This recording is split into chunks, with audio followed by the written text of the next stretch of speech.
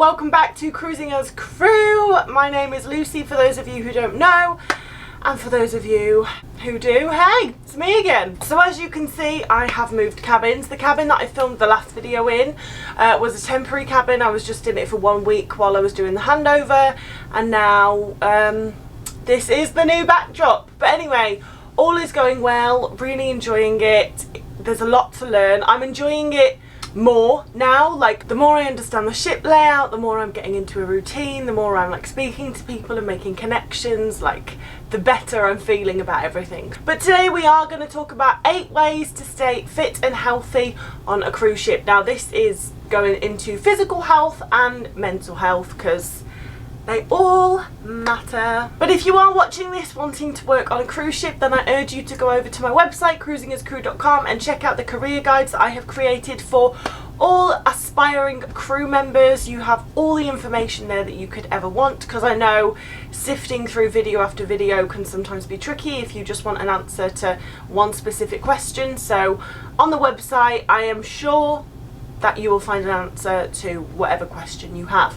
But anyway, let's get into the video. You need to prioritise quality sleep. Now I know this sounds like it's obvious, but when you first get on board, you're going to be working long hours and it is going to be a shock to the system, okay? It doesn't matter if you've come from a hardcore job, it is a different kettle of fish, and it is going to be difficult for the first few weeks. So you might be watching this and thinking, well yeah, I'm going to finish my shift and I'll just want to go back to my cabin and sleep. Which you will, however, you're going to be meeting all of these people, and I'm sure they're going to want to hang out with you because you're amazing. So you're going to have all these invites to go to crew bar, go to a crew party, maybe go for a dinner or out in port or something, and it's going to be really, really tempting to say yes. And while I'm not saying to say no, it is important to find the balance. Like, when I first went on cruise ships 100 years ago, I went hard. So I was working in the spa, so I was doing like 12-hour days, and I didn't really know how to say no. So I would go to the bar, I would say 6 nights a week. Now I was 19, so I could do it. God knows I couldn't do it now. But this was not the healthiest, because I remember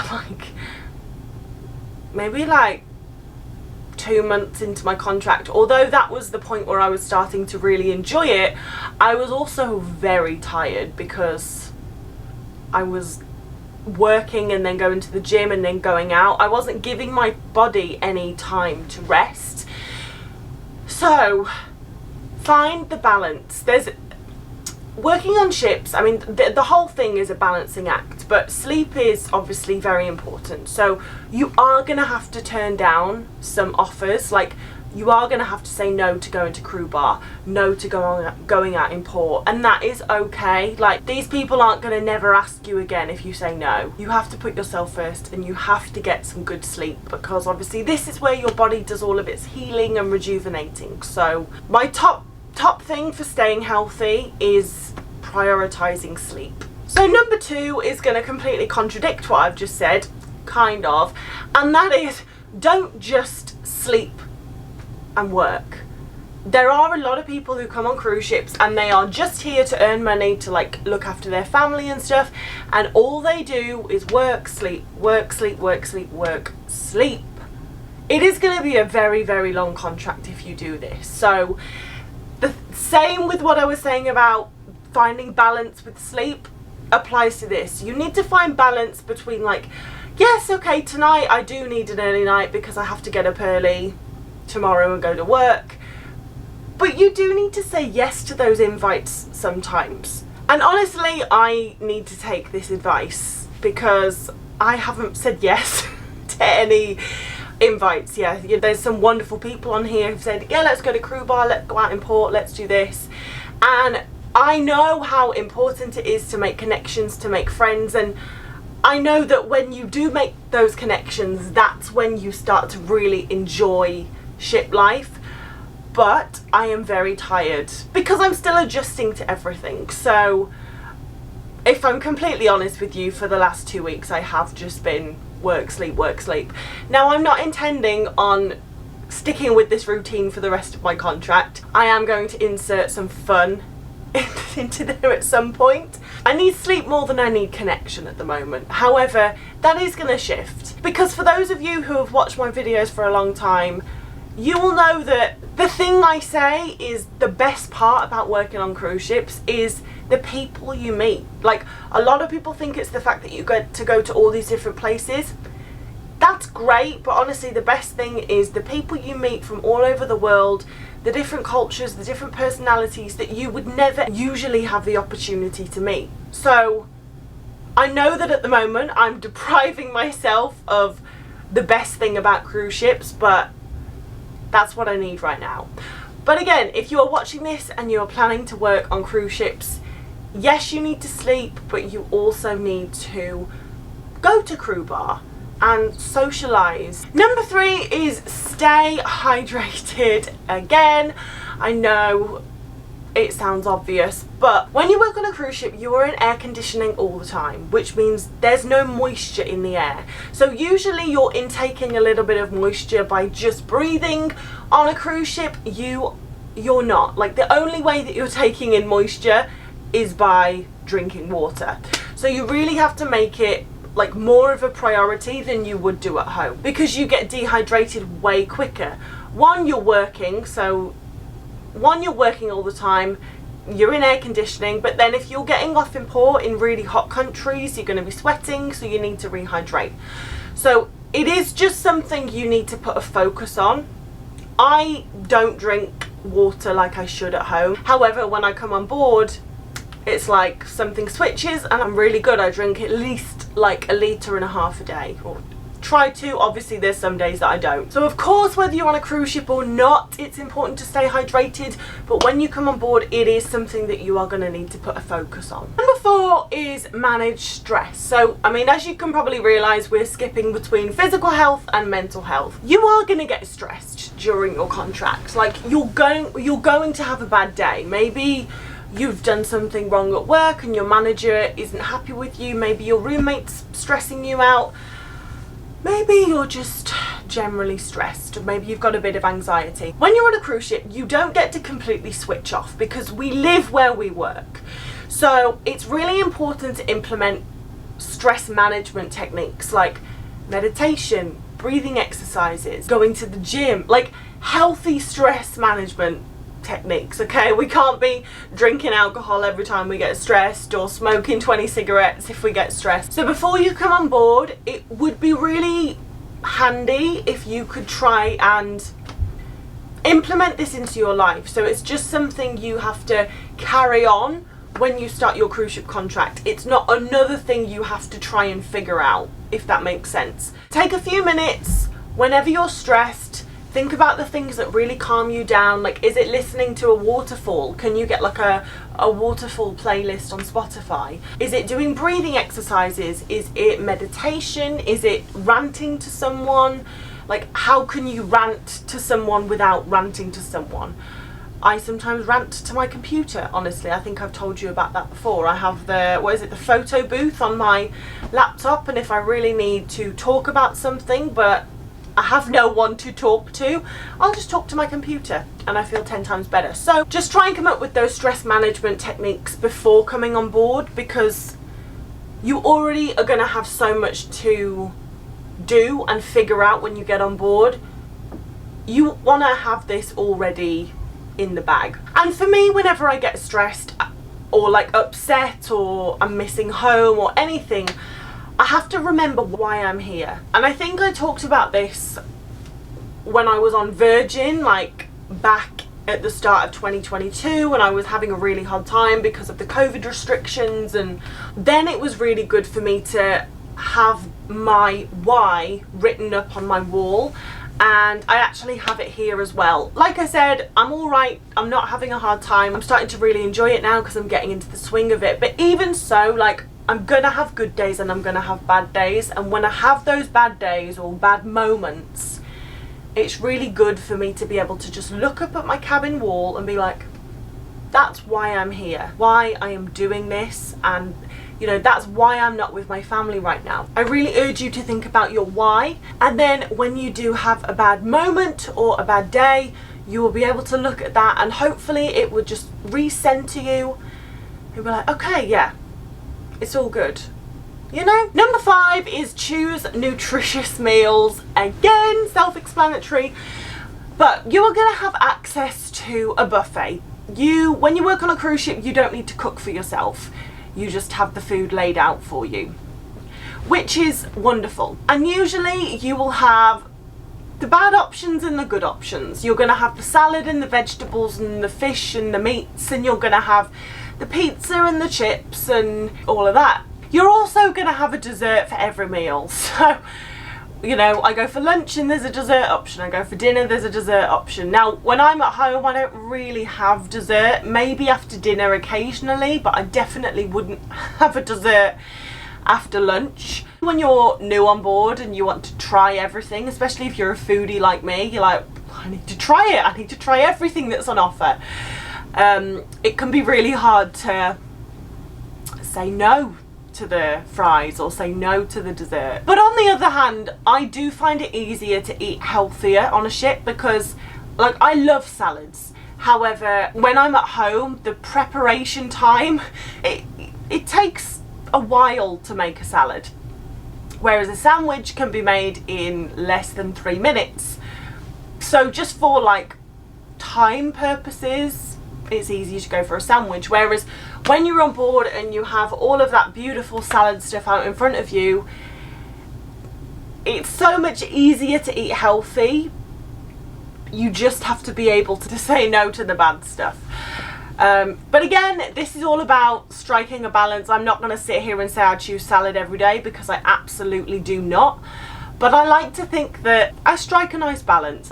Yeah, just make good choices.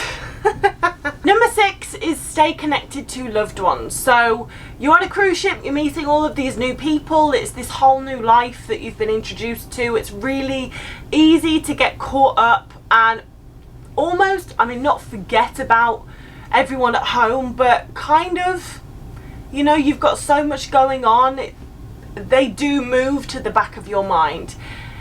However, these are the people that have always been there for you and are always going to be there for you. And as amazing as some of the friendships you will make on board are, you know, family and your friendships at home are still incredibly important. So although sometimes it can feel like another thing to add to the to-do list, you know, call your friend or call your mom or your dad or your grandma or something, and it's like, oh, I really, you know, don't have time today, you will feel 10 times better. I feel like sometimes it's like going to the gym, and I know this sounds awful, but I'm going to be honest with you.